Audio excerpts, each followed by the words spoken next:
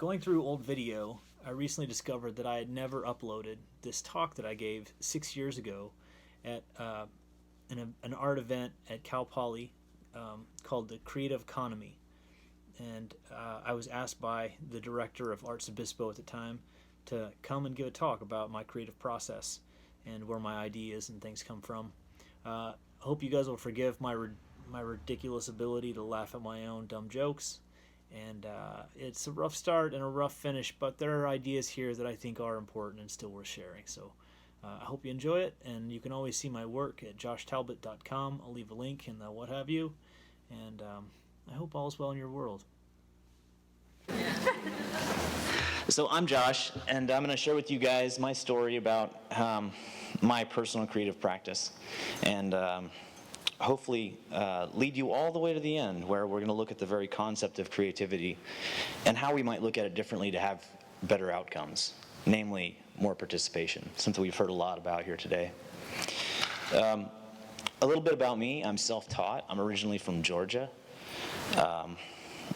I started my professional artist career as a scenic painter in film and theme parks. And then I followed that work to New Orleans, which was quickly becoming the Hollywood of the South. The script didn't go quite as I planned. I met some people who were on the backside of the St. Louis Cathedral in Pirates Alley selling paintings to people from all over the world. And it's where my education as a painter and an artist really began. And then Katrina meant a cross-country trip that I didn't expect. And now I find myself in lovely Los Osos that I'm so incredibly thankful for. And me and my life with my little dog is pretty damn good here. I do two distinct bodies of work, which Angela mentioned. I do a series of paintings of toys, with the whole idea being to engage us in our more nostalgic frame of mind, and to encourage playfulness, something that we all can use more of, not taking ourselves so damn seriously all the time. The other work that I do is for my own personal health, and that's following my own advice.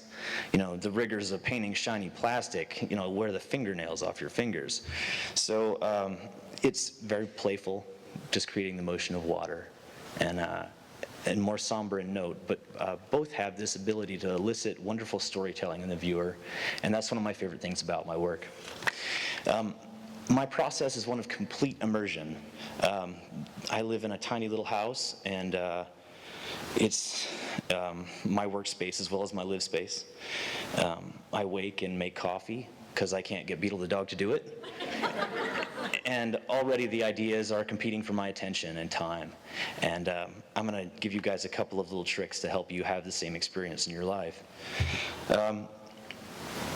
There is no divide between my private life and my professional life. The same ethics that I bring to my personal life are the same ones that I bring to my art. It's this measure of full participation that I hold myself to a pretty high mark. It's all through the same lens. My house is just stacked with tiny little artifacts, which some are depicted here. Beetle, incidentally, she helped with the Barbie leg. So she's good for something, So let's talk about this word idea. I have a mathematics teacher friend here at Cal Poly who he says that I'm a good conversationalist because I like to define my terms. Math guy. Anyway, so what is an idea? I see it as these nuanced, or these rather ephemeral and transient invitations to participate. And we all have them. A lot of the time we keep them quiet, though. When Angela actually asked me about my ideas, where they came from, I'm a rather passionate person, and I got a running start. And that's how I found myself today, in this spot. All right, so everybody has a list for, the 1, 2, 3 of ideation. I'm going to give you guys mine. Number 1 is be kind. It is the most important step in anything I could offer you guys. I had a mentor as a young man who, incredible human being, and he left me with some advice that really changed the way I look at the world, and is something that I'm constantly reevaluating and learning from. And it is this idea that if you want to change the world, you make the 1 foot area around you the best place in the world to be. And then when you get really good at that, you make the circle just a little bit bigger. And this idea is something that's constantly offering me new insights. And it's framed in this fundamental of kindness. Step 2, begin. You have to start something. It doesn't matter. When the crappy idea comes, see step 1. Number 3, reach completion. How am I doing? You guys feel like I skipped something there? Right, well, it's so funny. I really enjoyed Noah's talk for his like passionate commitment, taking an idea wherever it goes and nailing yourself to it, that commitment to see it all the way through. I don't think that you can leave that step out. Let's not talk about that middle part. Let's pick up our feet to take it all the way to the end. This is, in fact, in my opinion, engaging with creative process. And what comes from that is what I call the 1-5 rule. And it is that if you take any one idea all the way to its conclusion, you get 5 more. And one in there is so often better than what you started with. So this, before you know it, you write the 5 down, you follow the best one, keep writing them all down. And then you're 36 years old, and you're in this flow of ideation, and there are more ideas competing for your time than you will ever get to in your life. And then you come to the next step in the process, which is selection. And I'm currently still in this spot. I don't know what step 5 is yet. But this spot that I'm in now is in examining my relationships to my environment, to the people around me, and seeing where what I have to offer may fill in the gaps of knowledge, or offering my nuanced experiences and perceptions to be of the most service. The practice of painting is very meditative. I have to spend a lot of time in my own company, which you might imagine could be challenging at times. It's like a language in the respect that, I'm dealing with color and spatial relationships. And after some time, it becomes rather second nature. You forget that you're doing it. It's a matter of picking up the paint, putting it where it goes. And at that point, I learned some kind of interesting things. And the reason why was because I'm voraciously curious and I love to read. And my reading addiction was suffering because I had to spend so much of my time with my eyes and my hands with a canvas. And so what I did was I started listening to audiobooks and podcasts and just voraciously consuming material because I had to keep my rear end in the chair painting to produce work for such long hours. So it was a way to keep my mind engaged as my hands and my eyes were busy with my work. And what I discovered that I had been training into myself through these years of painting was this ability to have a scaling effect, to be able to see the brushstroke in relationship with the composition. And this ability to scale back and forth is something that my mind began to do with these ideas, these things that I was pumping into my ears. So this content then became a positive feedback loop on my work, like where the more information and the more interests I found, the more interests came, the more information came, the more these things worked their way back into my work. And so my learning, it grew exponentially from this process. Painting, it essentially has been my tool for learning. And then, in seeing these ideas and consuming all this material and finding its relationship to the whole, I guess it's sort of a logical place for my mind to go to say, well, okay, how might my brushstroke fit the whole? And so it brings me to public painting, which is something that I've done my whole career, since I very first started painting, I would go and talk to people while I was creating art. And it has some really remarkable results. I started in Little Five Points in Atlanta, and I did public painting there, and it's a circus. It's like the full spectrum of humanity, and you're a captive audience, so you hear it all. It's pretty incredible.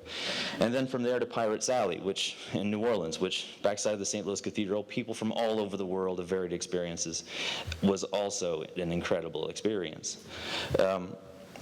It was an opportunity for me to generate sales and shows, to further explore the ideas of my work with the people passing by. Once again, the full spectrum of humanity, which was a rather wonderful resource. I often did it in cooperation with businesses too, so to mutual benefit. Setting up in a place where they want people to gather, and to benefit everyone. It was quite extraordinary too, being involved in the people's lives at the businesses and hearing their stories. Which, I can't overstate this enough. I love people. I love their stories. It's like everyone brings their nuanced view of the world. And I think that's something we should never forget. When you're that transparent in the open, it encourages other people to share. And so then creating an atmosphere of sincerity and transparency. And that's something, once again, that's very much lacking in our society. And then for me came the big change. And I had to build a new relationship with my work. Because by that, eternal measuring stick of success and self-worth, the dollar bill, and I don't have to tell you how difficult this could be to make a living doing this. I had to find a new relationship with my work that reflected on how I could reach the best outcome.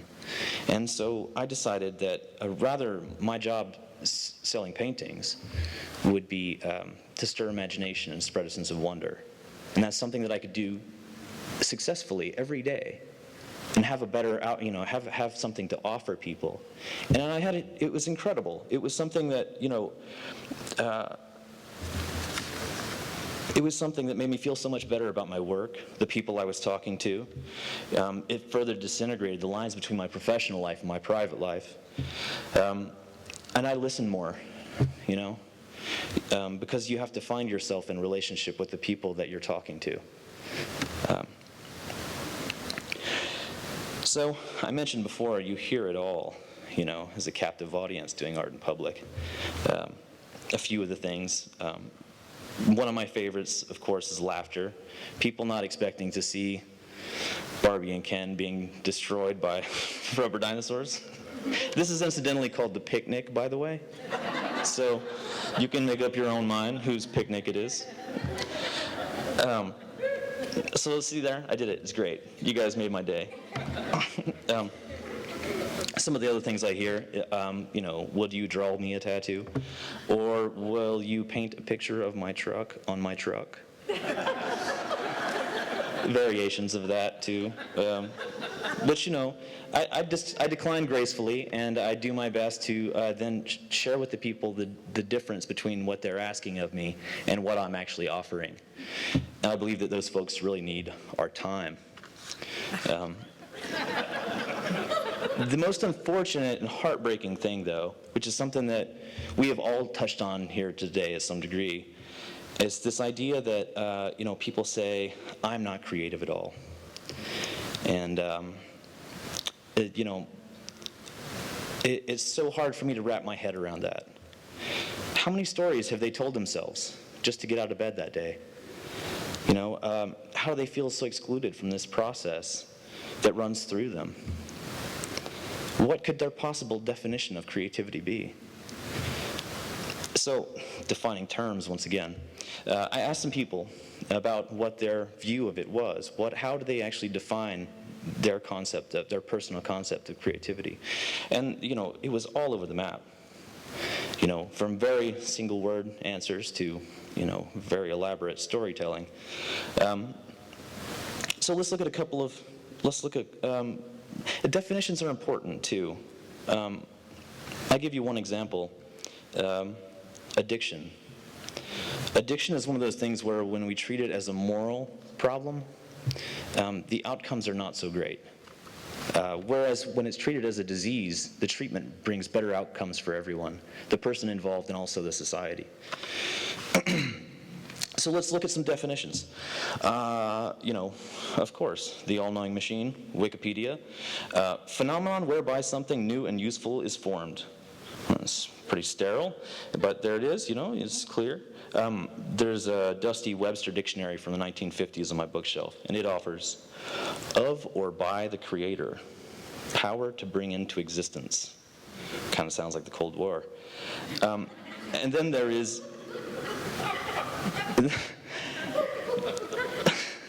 the process by which things are brought into new relationship. That's mine. The ancient Greeks had no concept of creativity. It all went under the umbrella of discovery, which I rather like because it puts them in a relationship with their environment. And you'll hear me use that word a lot, because I don't know that there are any things, but only relationships between smaller things. I view creativity as not a static artifact to be had or not had, but rather a dynamic process that underlies all structure. It is a function of our minds to construct all kinds of scenarios about how things could be. I see this as an inherent creativity in all of us, often taken for granted, or after eliciting its emotional reaction, the storytelling is not examined. With a little insight and a little courage, we can participate more in creativity, more in this fabric of creativity that we are all a part of. I believe not only that we are all creative, but that we are creative process. And take a look around you. This room's full of them, creative solutions. Consider all the creative solutions together that lifted on their shoulders that modest, unexamined solution of the door hinge. We are in this process with the door hinge. I believe that if we can find ourselves in better relationships with this process, we can be more assertive and deliberate about what ideas and stories and creative solutions we'll be passing into the next iteration of creative process. We all bring the beautiful raw materials of our nuanced and unique catalog of experiences and perceptions.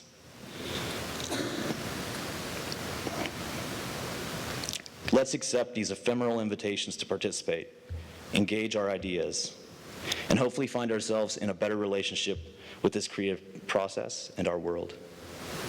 We need your participation. Thank you.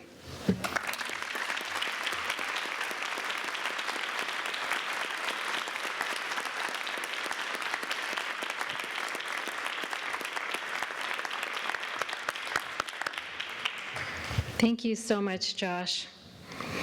Thank you for being caught up in the moment when I said, Josh, you have to say something at Creative Economy.